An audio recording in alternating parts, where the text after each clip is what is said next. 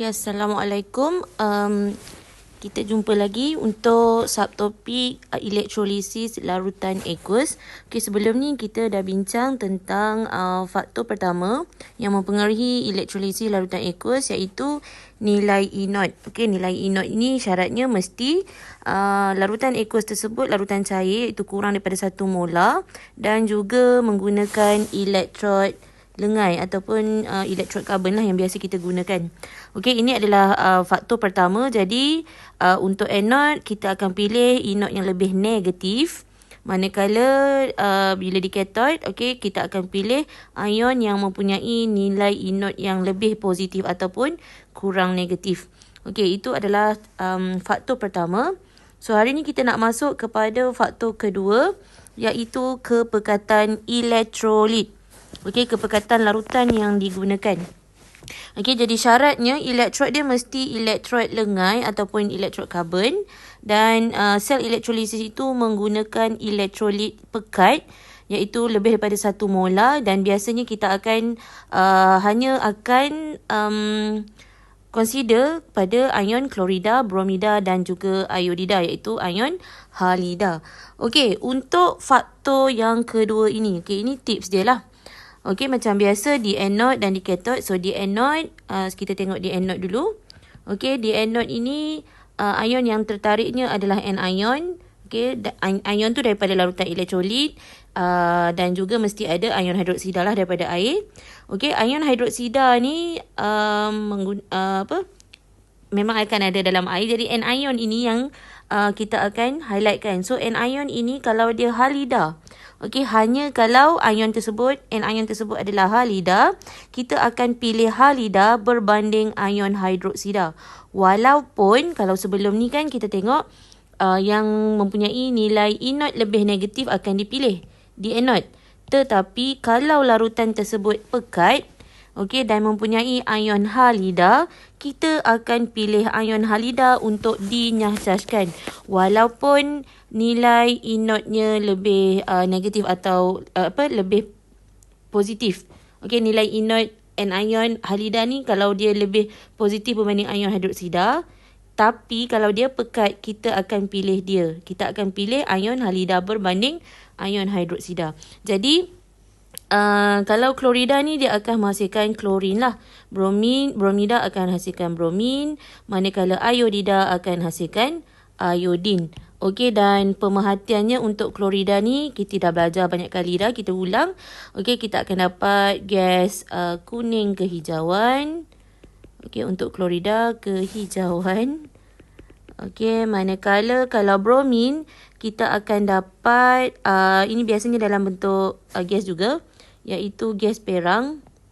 Okey, untuk bromin gas perang. Manakala iodin ni kita akan pemerhatiannya adalah kita tulis bawah ni. Okey, larutan perang. Okey, larutan perang. Okey, ni nanti kita akan bincang kemudian lah. Okey, jadi di anode, okey, kesan kepekatan elektrolit ni hanya akan membawa kesan kepada anode.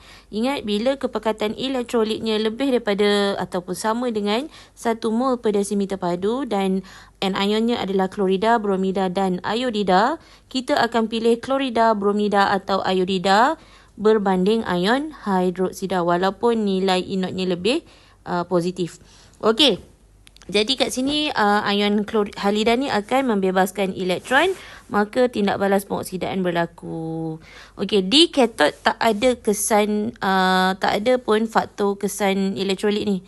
Okey, cathode masih lagi gunakan nilai E0. Okey, faktor nilai E0. Jadi macam biasalah di cathode, okey, yang tertariknya adalah cation, okey, ion positif dan juga ion hidrogen daripada air. Okey, dan antara cation dengan ion hidrogen ni, ion hidrogen pun cation juga. Okey, cation daripada elektrolit dan juga ion hidrogen, mana yang mempunyai nilai E0 lebih positif akan dipilih untuk dinyahcaskan. Okey, sama macam faktor sebelum ni. Okey, faktor nilai E0 yang lebih positif akan dipilih untuk dinyahcaskan. Jadi cation akan menerima elektron, maka tindak balas penurunan akan berlaku. Okey, kita pergi tengok contoh yang paling mudah lah. Okey, contohnya saya ada satu sel elektrolisis di mana dalam sel ini menggunakan elektrod karbon dan juga larutan natrium iodida 2 molar atau 2 mol per desimeter padu.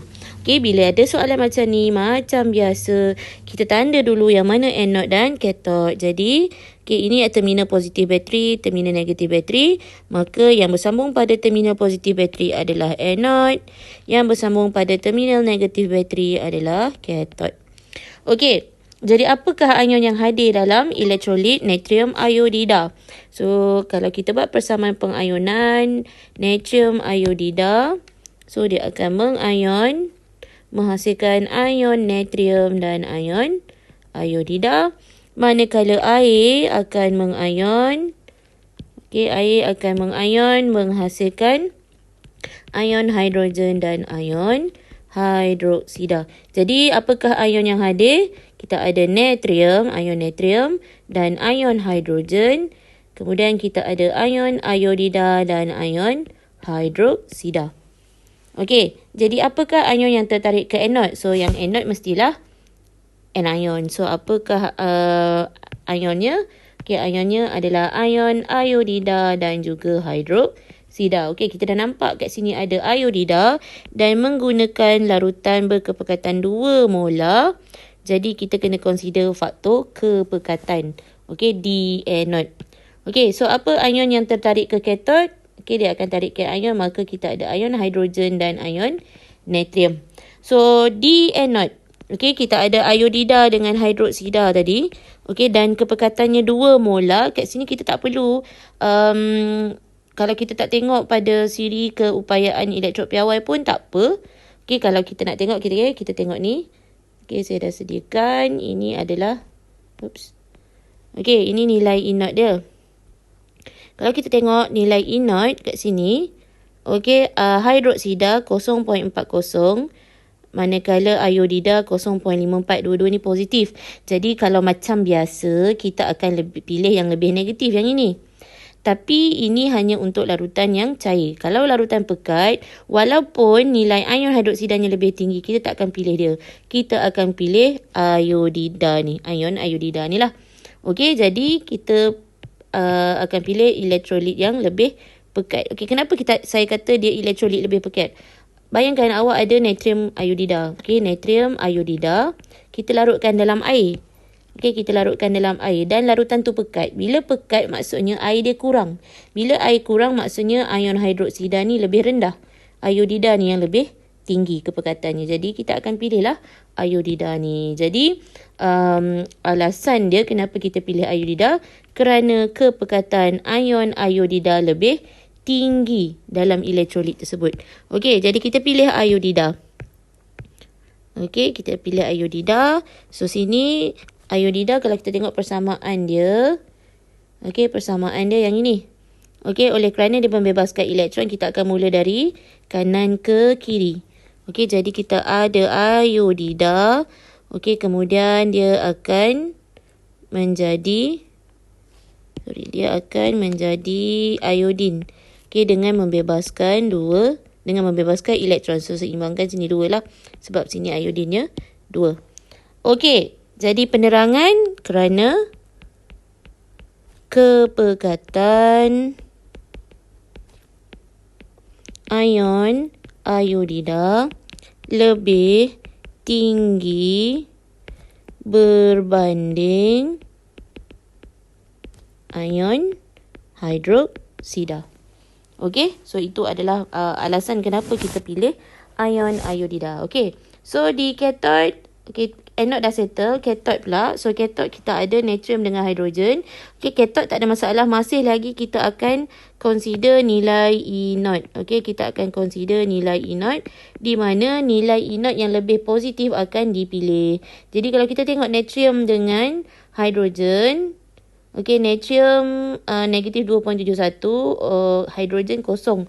Jadi yang lebih positif adalah hidrogen. Jadi kita akan pilih hidrogen untuk dinyahcaskan. Okey. Dan ini adalah tindak balas yang menerima elektron. So kita akan ikut saja. Okey, 2 ion hidrogen. Okey, sebenarnya dia macam ni. Okey, ion hidrogen dinyahcaskan dengan menerima elektron menghasilkan gas hidrogen. So, seimbangkan 2-2.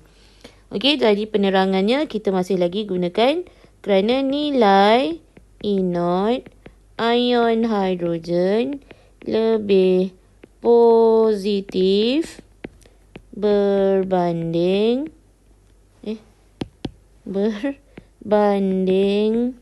nilai E0 ion natrium. Okay, jadi itulah alasan dia kenapa kita pilih hidrogen.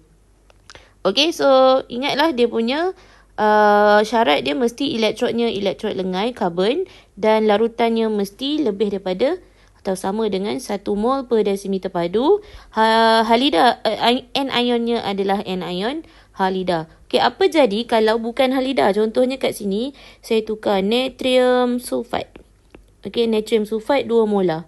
So, maksudnya dekat dalam natrium sulfide ni nanti akan ada ion hidroksida dan ion sulfide. Okay, kalau ada ion macam ni dan dia pekat, yang ini kita tak akan pilih ikut kepekatan. Okay, so kalau kita tengok, ni kan. Okay, kalau kita tengok di sini, ion sulfide yang ini, okay, dan hidroksida yang ini. So, kita akan ikut macam biasalah.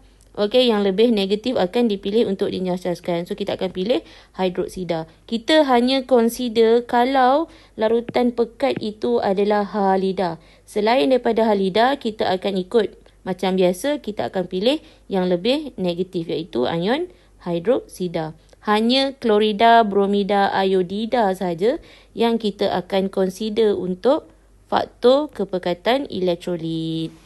Okey, itu dia punya penerangan lah. Simple je kan? Senang je. Alright. Jadi ini adalah eksperimen dia. Okey. Okey, harap-harap nanti bulan 9 kita balik kita sempat buat lah. Okey, kepekatan ion dalam larutan terhadap pemilihan ion untuk dinyahcaskan. Okey. Jadi kita baca dulu. Kita mengkaji kesan kepekatan ion di dalam asid hidroklorik terhadap pemilihan ion untuk dinyahcaskan pada elektrod. Pernyataan masalah, adakah kepekatan asid hidroklorik mempengaruhi pemilihan ion untuk dinyahcaskan di anod ataupun pada anod? Okay, kita akan terus spesifik pada anod. Hipotesisnya, apabila asid hidroklorik 1 molar digunakan, ion klorida dinyahcaskan pada anod. Manakala apabila asid hidroklorik 0.00001 molar digunakan, ion hidroksida dinyahcaskan pada anod. Macam mana dia tahu ion-ion ini yang dinyahcaskan? Daripada eksperimen ni kita akan tengok pada pemerhatian. So, ini larutan yang pekat 1 molar. Ini adalah larutan yang cair. Okey. Dan macam biasalah kalau hipotesis ni mesti MV baru RV. So, MV ni kepekatan. Kepekatan ni adalah manipulated variable dia. Okey, yang dinyahcaskan pada anod, RV dia adalah ion klorida. Okey, dia ada 2 hipotesis di sini sebab dia gunakan larutan berbeza. So, kita ada MV lagi dan juga RV-nya di sini. Okey, jadi pemboleh ubah yang dimanipulasikan adalah kepekatan asid hidroklorik. Ion perubahan yang pemboleh ubah yang bergerak balas adalah ion yang dinyahcaskan pada anod. Dan yang dimalarkan, kita gunakan kedua-duanya mesti menggunakan asid yang samalah. Asid hidroklorik dan juga elektrod dia mesti elektrod karbon lah. Alright, so bahan yang kita gunakan adalah asid hidroklorik 1 molar dan 0.0001 molar. Radasnya sel elektrolisis. Sel elektrolisis ni macam biasalah dia ada. Dia punya bekas dia tu macam bika and then ada dia punya bekas tu lah. Untuk itu kita panggil sel elektrolisis. And then ada bateri, elektrod karbon, wayar penyambung dengan kelip wayar, Swiss, emitter, tabung uji, kayu uji dan kertas litmus. Okey, jadi kayu uji dan kertas litmus ni kita nak uji kehadiran. Kalau klorida dia akan hasilkan klorin, kalau hidroksida dia akan hasilkan oksigen. Okey, 2 bahan ini adalah 2 radas ni digunakan untuk menentusahkan kehadiran hasil tu nanti. Okey, jadi prosedurnya, tuangkan asid hidroklorik 1 molar. Kita gunakan yang pekat dulu. ke dalam sel elektrolisis sehingga setengah penuh. Isikan 2 tabung uji dengan asid hidroklorik. Dengan asid hidroklorik 1 molar sehingga penuh dan terlangkupkan tabung uji itu ke atas elektrod karbon. Kenapa kita guna sel yang ada terlangkup macam ni? Bukan sel yang macam tadi tu kan, elektrod saja. Sebab kita tahu kalau kita tengok pun kita tahu kita akan dapat gas. Jadi kita kena gunakan sel elektrolisis yang menggunakan tabung uji yang diterlangkupkan. Jadi bila dah settle yang itu, hidupkan suis untuk lengkapkan lita dan biarkan selama beberapa minit. Perhatikan dan rekodkan perubahan yang berlaku. Kumpulkan gas pada anod. Lakukan ujian pengesahan pada gas yang dikumpulkan. Masukkan kertas litmus biru lembap ke dalam tabung uji di anod. Ulang langkah 1 hingga 6 menggunakan asid hidroklorik yang lebih cair. Lakukan ujian pengesahannya dengan menggunakan kayu uji berbara. Dan rekodkan pemerhatian. Jadi sebenarnya apa pemerhatian kita akan dapat untuk asid hidroklorik ini? Yang pertamanya kita akan dapat hasil untuk yang pekat ni kita akan dapat satu, kita nampak gas kuning kehijauan dibebaskan. Dan akan menukarkan kertas litmus biru kepada merah dan melunturkannya. Yang seterusnya dia akan jadi luntur, dia akan jadi putih. Melunturkannya. So ingat baliklah kita dah belajar dulu tajuk acid base. Kalau klorin ni dia ada air. Air tu datang daripada mana? Sebab kertas litmus biru yang lembap kan. Bila dia jadi air, dia akan jadi 2 jenis acid, HCl dan juga HOCl. Ini akan tukarkan biru jadi merah. Ini yang ada sifat meluntur tu. Dia akan menyebabkan kertas litmus merah dia akan luntur. Dan meluntur macam pelik dan luntur. Ataupun dia boleh jadi warna putih lah diluntur. Alright. Untuk asid hidroklorik yang cair ini 0.0001 molar. Pemerhatiannya adalah gas tidak berwarna dibebaskan. Dibebaskan dan akan menyalakan kayu uji berbara. So ini menunjukkan kehadiran gas oksigen. Ni gas klorin, ini gas oksigen. So itulah eksperimennya dan apa pemerhatian dia. Jadi kalau kita tengok pada perbincangan, bagi setiap asid hidroklorik 1.0 molar dan juga 0.0001 molar, namakan hasil yang terbentuk pada anod. Jadi di anod dia akan hasilkan gas klorin. Dan pada yang lebih cair ni dia akan hasilkan gas oksigen dan juga air. Tulis persamaan setengah untuk menentukan pembentukan hasil di anod. Untuk klorin ini adalah klorida bebaskan elektron menghasilkan gas klorin. Manakala yang ini ion hidroksida membebaskan elektron menghasilkan di sini ada ada H2O, oksigen dan juga bebaskan 4 elektron. Nyatakan definisi secara operasi. Definisi secara operasi ni mesti ada apa yang kita buat, what we do. What we do and what we observe. Apa yang kita buat? Kita gunakan larutan asid hidroklorik yang berkepekatan berapa molar. Jadi what we observe, apa yang kamu observe? Gas kuning kehijauan dibebaskan. Yang kedua, apabila menggunakan sel elektrolisis, apabila elektrolisis dijalankan menggunakan elektrod karbon dan asid hidroklorik 0.001 molar. Jadi apa pemerhatian? What we observe? gas tidak berwarna dibebaskan. Okay, what we do dengan what we observe ni dia macam hipotesis lah. Tapi mesti ada what we do, what we observe. Tak kira lah kedudukannya depan belakang, tak kisah. Tapi kalau hipotesis mesti MV dulu baru RV. Okay. Setelah elektrolisis dijalankan selama 1 jam, apakah pemerhatian pada anode? Okay, makin lama larutan tu makin pekat ke makin cair? Okey, itu saya tinggalkan untuk awak fikir. Apa berlaku pada anode selepas 1 jam. Okey, jadi itu adalah faktor kedua, faktor kepekatan elektrolit. Okey, kita ulang sikit sebelum kita berhenti. Mesti gunakan elektrod lengai atau karbon dan elektrolitnya mesti pekat lebih daripada 1 molar dan adalah ion halida yang akan kita consider untuk dinyaskan di anode. Okey, itu sahaja untuk tajuk kepekatan elektrolit.